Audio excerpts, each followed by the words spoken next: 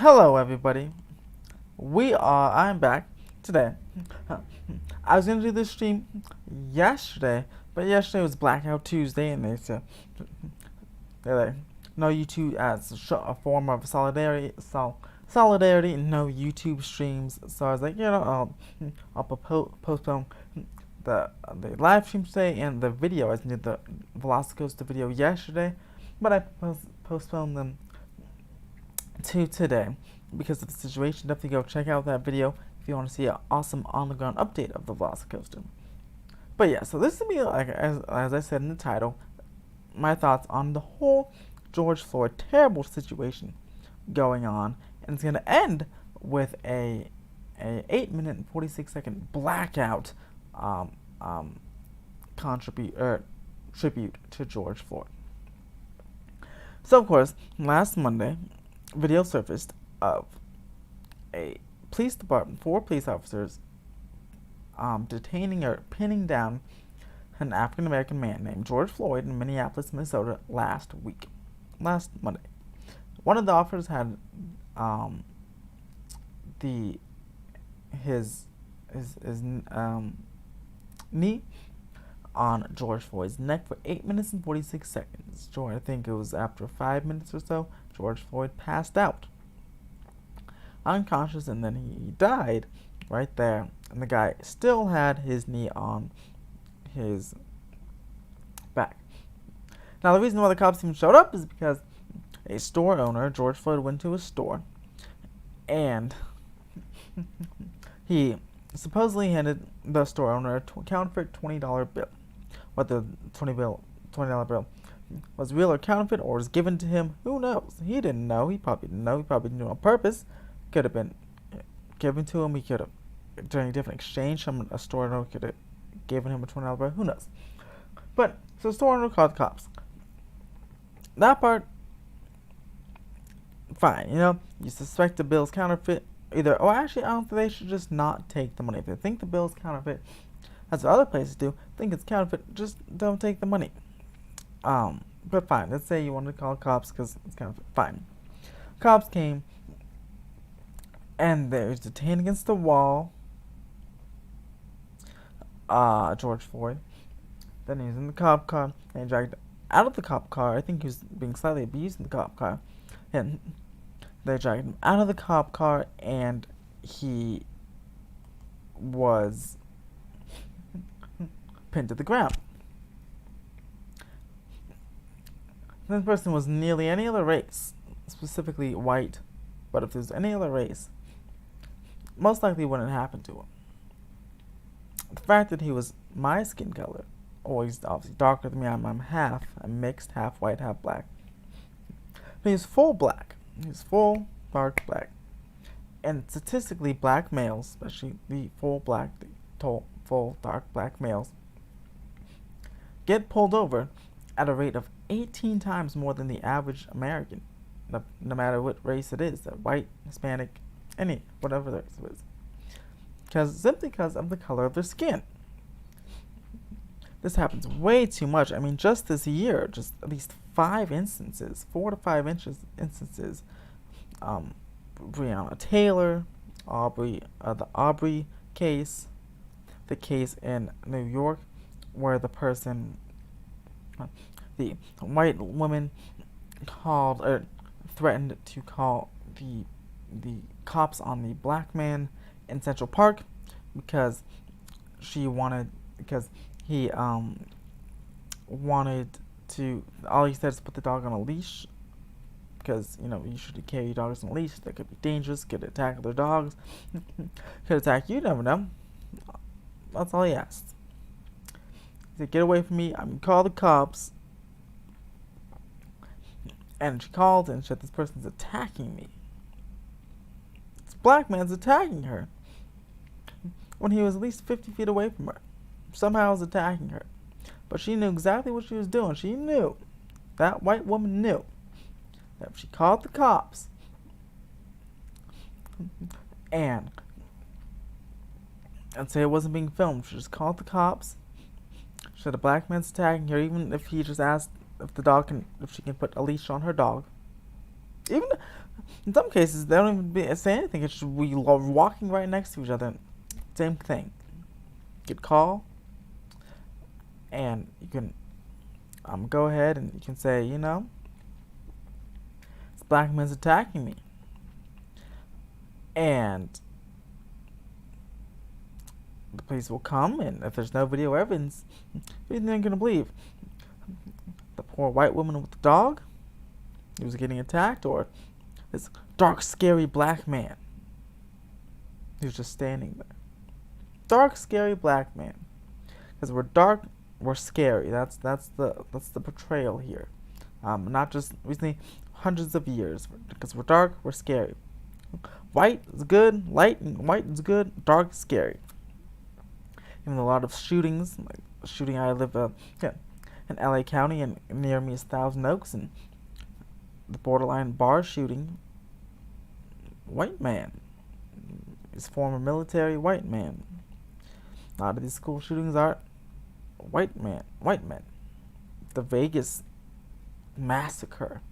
Terrible, terrible Vegas massacre. Guy shooting out the Mandalay Bay is a white man. But nope, all the black people are dark and scary. Especially the darker you are, the scarier you are. That seems to be the status quo. Unfortunately, when statistics show something oddly different. Now, I'm not saying all white people are bad. I mean, like I said, I'm half, we can see right here, I am 50% white, 50% black.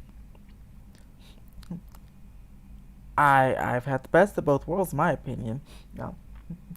I know early on, especially when they started happening, like, gaining, like, recognition, like, maybe, like, in the 1900s, mixed kids at school would be bullied because they're like, what are you? You're white or you're black? What the heck are you?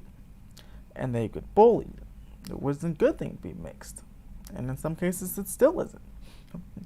Luckily, I haven't had a problem with it. No one's bullied me for being mixed. Everyone I know, all races, white, black, Hispanic, Indian, all races, they've all been accepted. I have friends of literally almost every single race. I have almost every single race. I have Asian friends, white friends, Indian. I have his Mexican friends, all types of friends, and we're all accepting towards each other. We all really don't care about each other's cultures, or care as in like, oh my gosh, like, ooh, I hate you. Like, no, we all in fact accept each other's cultures.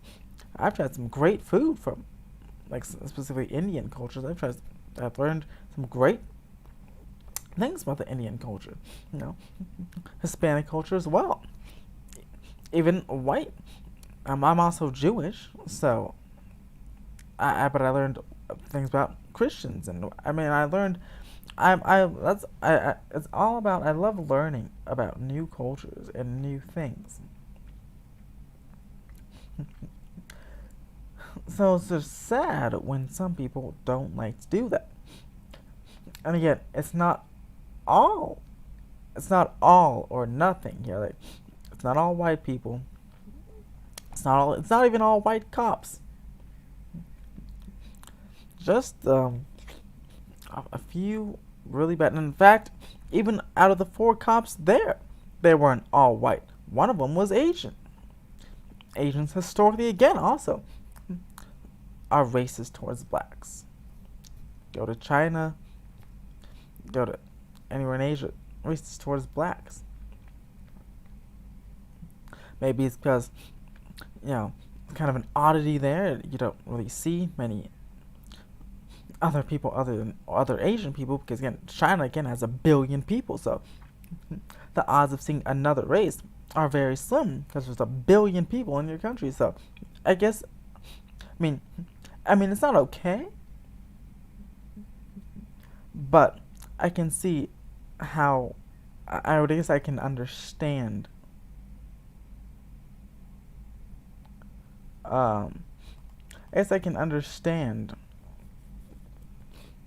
a little more why Asians would be racist towards blacks or any culture, because in China again, when you see 1 billion people of the same thing, there's an odd man out.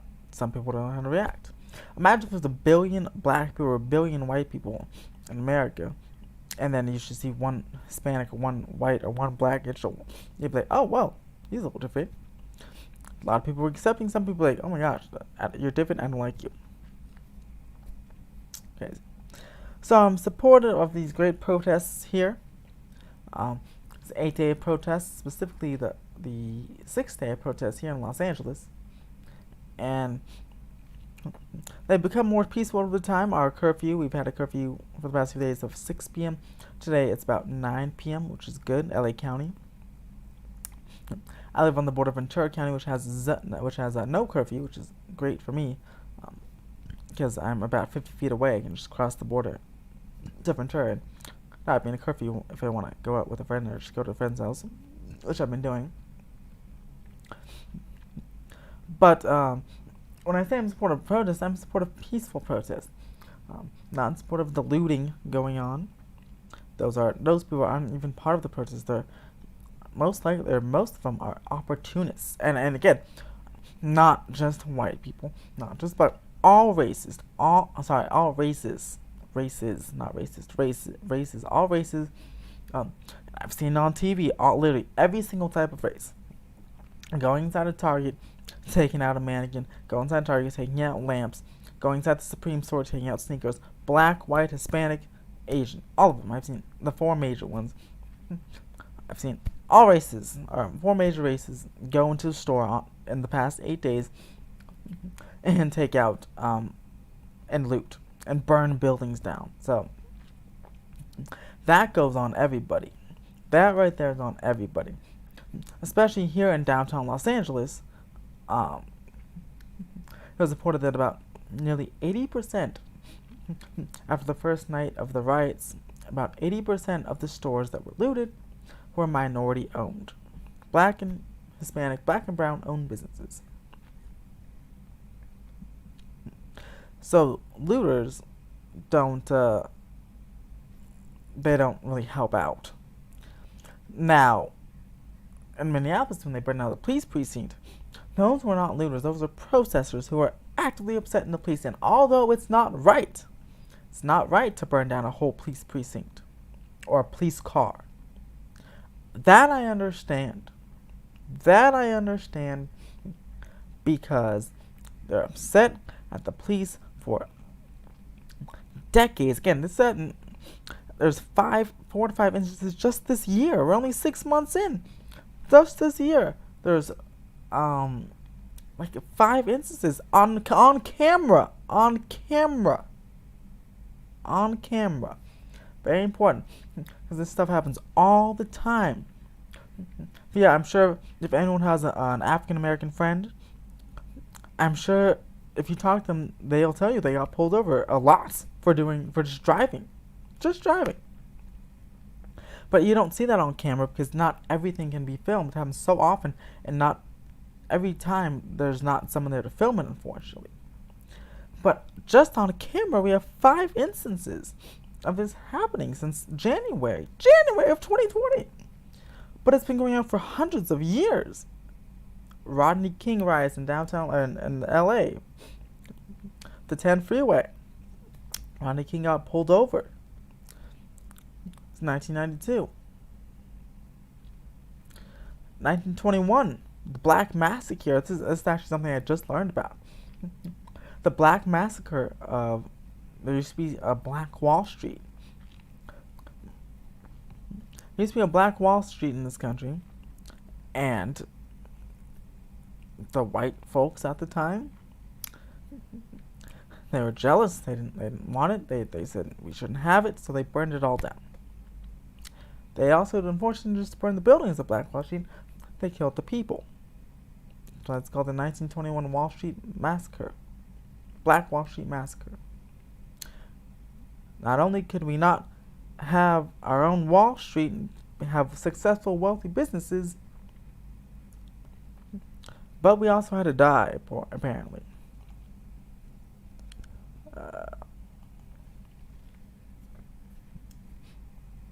Terrible. Absolutely terrible. And, I'm not sure what's going to take to change. Police reform is a start. Police reform is a start. For example, just last night,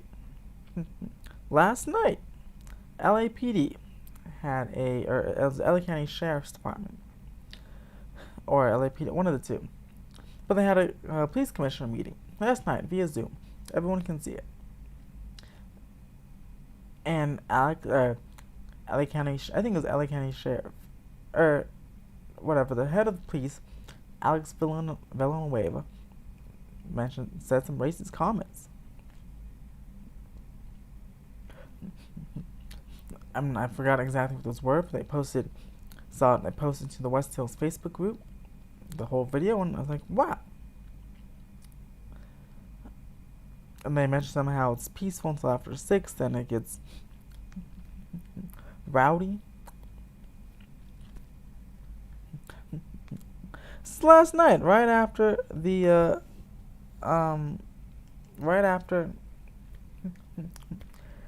all this going on, still people being racist.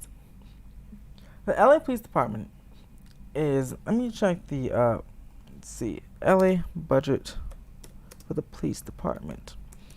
It was some insane number. $1.189 billion. Los Angeles is a massive city. Yes. The LAPD, keep in mind, this is the LAPD, not the LAPD and LA County Sheriff. They're two different agencies. LAPD controls the city of LA. LA County Sheriff does the whole county. Some cities like Long Beach have their own police department. But for smaller cities like Calabasas, they're just, and Agora Hills, they're done by the LA County Sheriff. In Santa Clarita, Lancaster, whole bunch of sheriff's departments. But that's not, so the sheriff department is much, much bigger than LAPD. But the LAPD, even though has a sizable force and it's big, has $1.2 billion. So when people are saying defund the police, they don't mean defund to zero. They mean take that $1.2 billion, take $600 million of it, about half of it, and put it towards the homeless problem. Put it towards affordable housing. Permanent supportive housing for the homeless. LA County has LA itself has like 60,000 registered homeless people, or like official homeless people in the count. It's what they counted. Could be far, probably is far more than that. I mean, you see them everywhere we go. Even, again, here in notorious areas like Calabasas, Thousand Oaks, Agora Hills, places you never saw homeless person, you see them now. Not as many as, let's say, Woodland Hills, or Reseda, or downtown LA, but you still see them. Where you never see them before. And my grandpa, he's been living here for 42 years in the area of LA County we live in. He's never seen a homeless person until last year. First time in 42 years. And you don't have to just cut the police budget to do that. I mean, cut some of the police budget, but also cut some of the other non-essential. Maybe take a pay cut from the mayor's office and fund homelessness.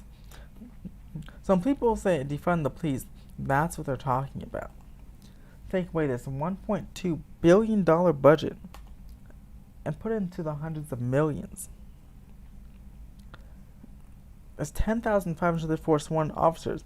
And the way to do that, by the way, also, you don't have to fire people. You can just reduce their pay.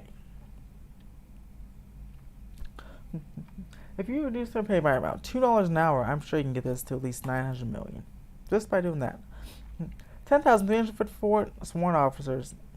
At least they're paid by $2,000 an annual, or $2 an hour from whatever you make per hour. And I'm sure you can go ahead and do that. You know? Very, very important. Um, it's also when the police driving the protest crowds and the police are tear gassing people when they're peacefully protesting and it's not a curfew. Well, it doesn't help the situation. There's a lot of peaceful police out there. There's still a lot of police, even here in LA County, New York, Washington D.C. There's the video, some of the videos I've seen. Cars running over people. Police cars running right over people. Happened on the first night, the CHP actually, on the 101 freeway. People on the 101 freeway. And, guess they're breaking the car's windows. So he sped up. As a protester on his hood, he got flung onto the 101 freeway. Yes, granted, they're really not allowed to be on the freeway in the first place, but it's been known for decades. People protested on the LA freeways for decades to try to get a point across. Trying to stop people's daily commute so they aren't just ignoring the protesters going from work to home. No.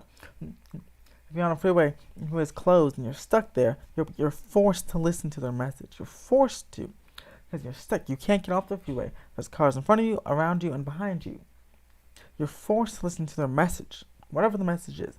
Whether it's homelessness, equality, a new law, women's rights, which I guess is also fits in that equality.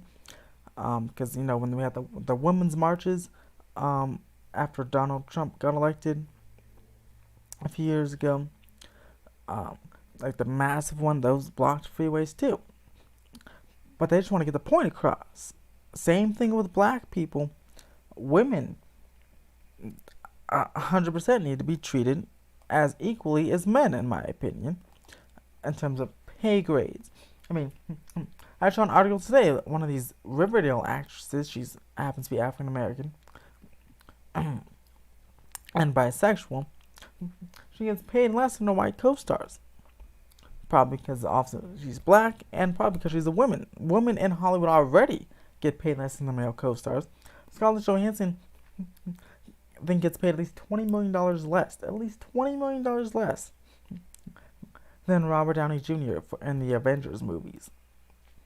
That's a lot. They're both white people. But because Scarlett Johansson's a woman, she's paid so much less.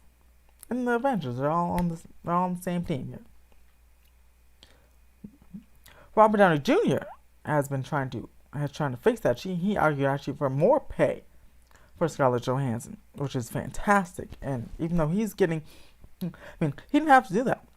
He was getting paid $75 million. But he's arguing for more pay for the women of the Avengers because they were getting paid less than the men, all of them. And he didn't have to do that, but he's a caring, nice guy. He is the true Iron Man. It's great.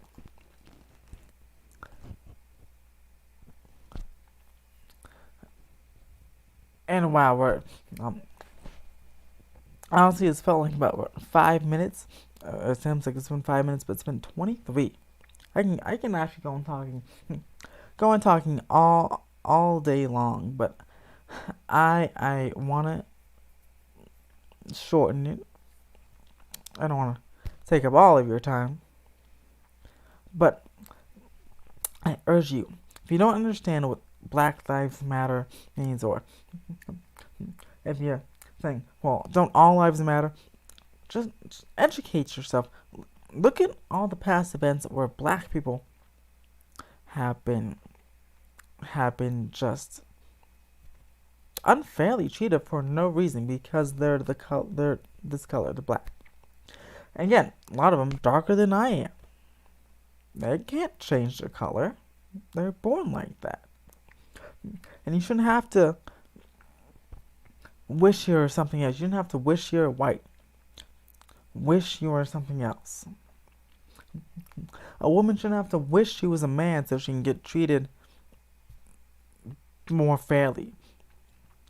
Get the same pay, higher pay. Have more rights. You shouldn't have to wish you're an opposite gender to get the same pay grade as someone.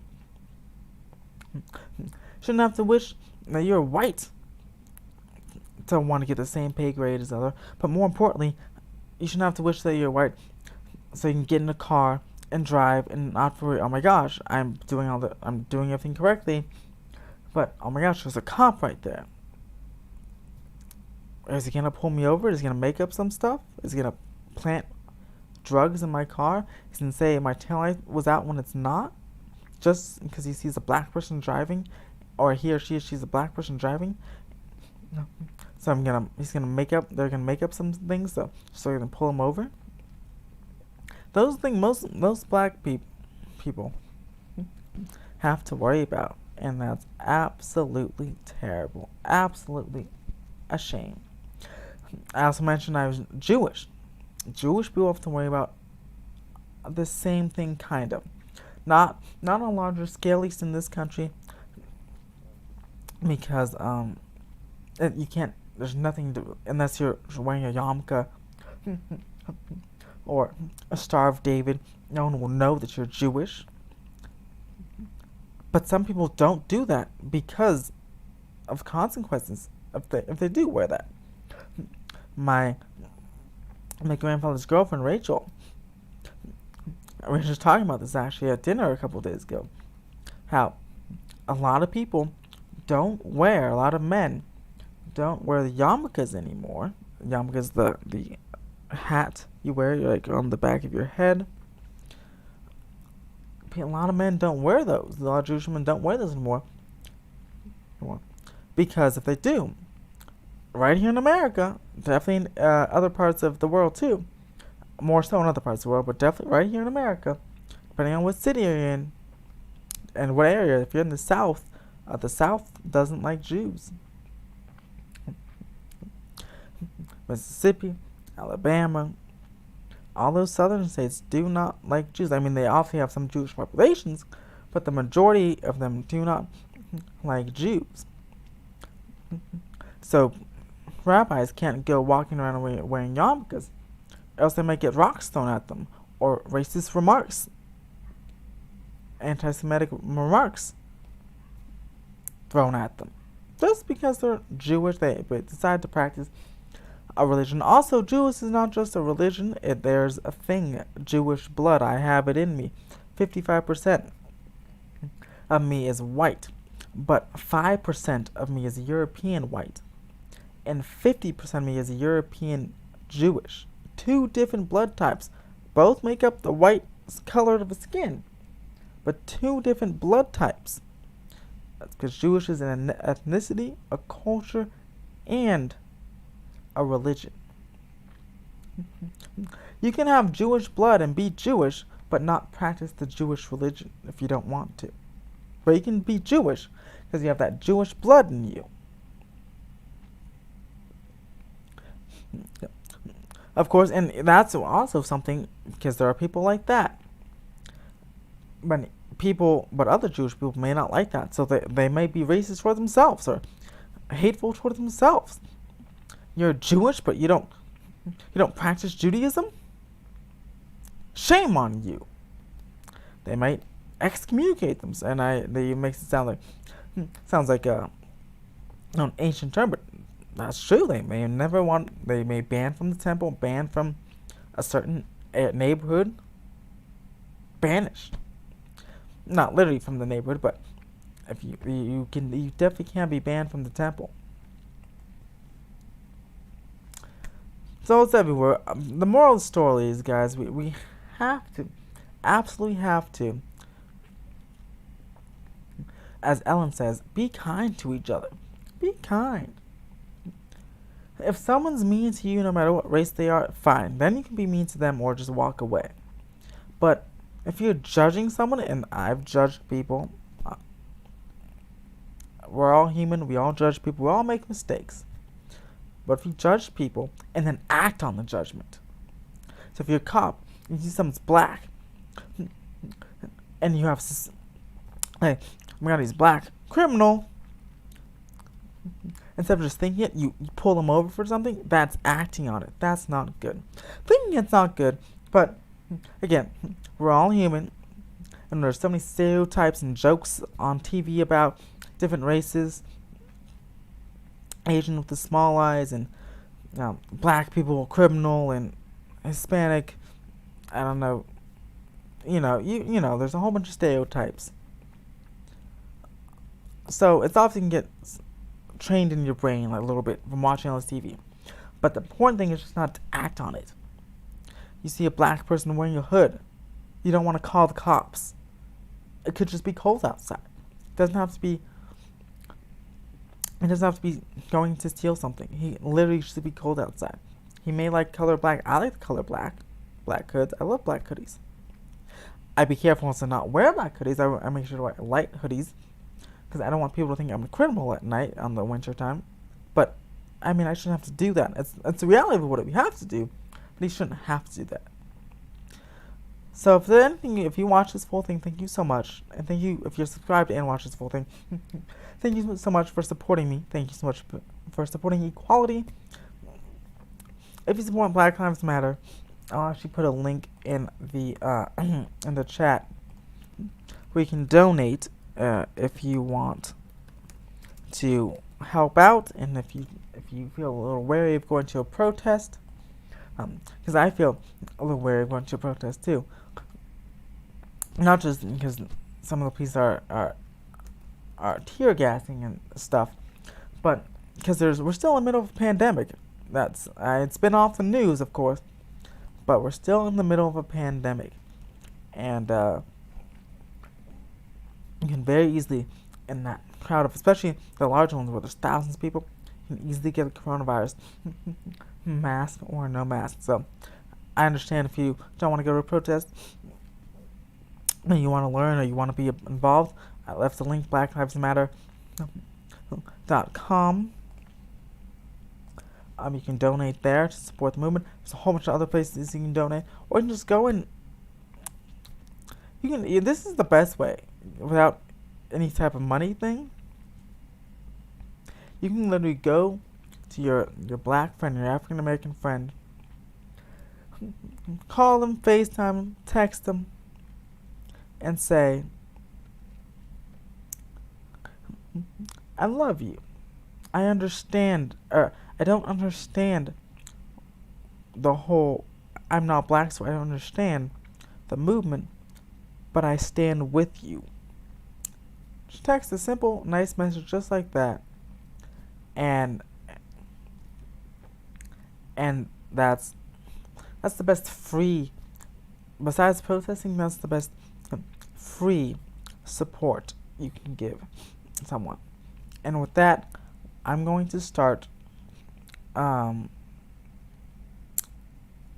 tribute here. So I have my timer.